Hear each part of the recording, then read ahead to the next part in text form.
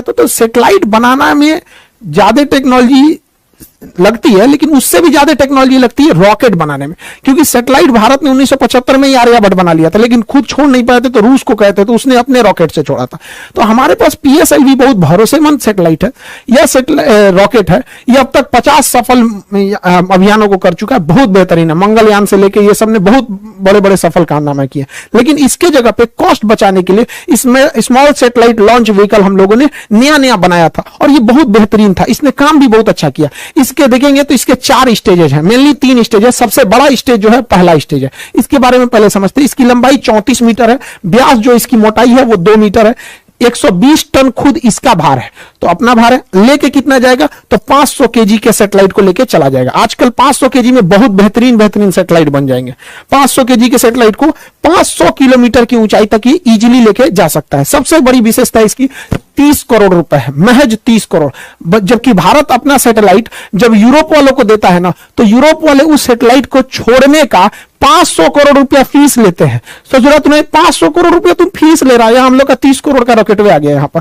और ये महज 3 स्टेज का है, और एक वेलोसिटी टर्मिनल मॉड्यूल है, यानी टोटल 4 स्टेज का है। सबसे बड़ा स्टेज जो है पहला स्टेज है, पहला स्टेज है सबसे बड़ा। तो ध्यान से समझते हैं इसके बारे में और डिटेल से।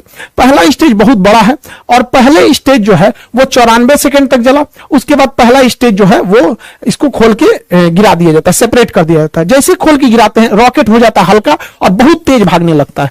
तो क्वेश्चन भी पूछता है कि जैसे जैसे रॉकेट अंतरिक्ष की ओर जाता है उसकी स्पीड क्या होती है, तो बढ़ते जाती है। रीजन 2 है, एक ये अपने कुछ स्टेजेस को नीचे सेपरेट करके गिरा देता है जिसकी वजह से हल्का हो जाता है। दूसरा, जितना पृथ्वी से दूर जाइएगा पृथ्वी के खींचने की अर्थात गुरुत्वाकर्षण शक्ति कम हो जाती है।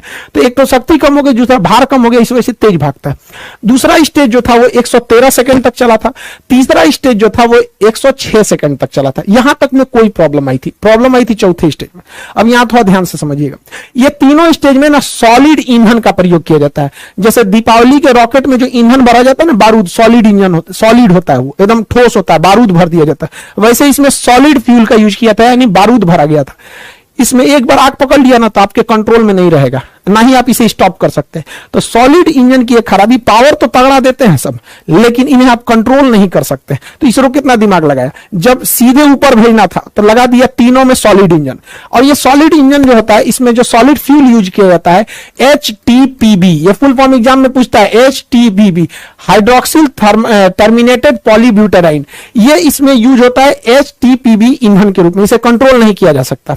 तो ये तो चौथा, अब लास्ट स्टेज एकदम छोटा सा था, एकदम छोटा सा था, उसे महज 20 सेकंड के लिए बनाया गया था चौथे स्टेज को। उसका नाम होता है velocity trimming module, VTM, velocity trimming module. यहीं से गड़बड़ चालू हो गया। इस ससुरा को चलना था चौथा स्टेज को 20 सेकंड के लिए, चला 21 सेकंड के लिए। 1 सेकंड के लिए चला तो क्या हो गया कि ये सर्कुलर के जगह इलिप्टिकल पाथ पर चला गया। जाना चाहिए था गोल, चल गया अंडाकार में, क्योंकि इसका काम ये होता है स्पीड को बढ़ा घटा के पाथ को मेंटेन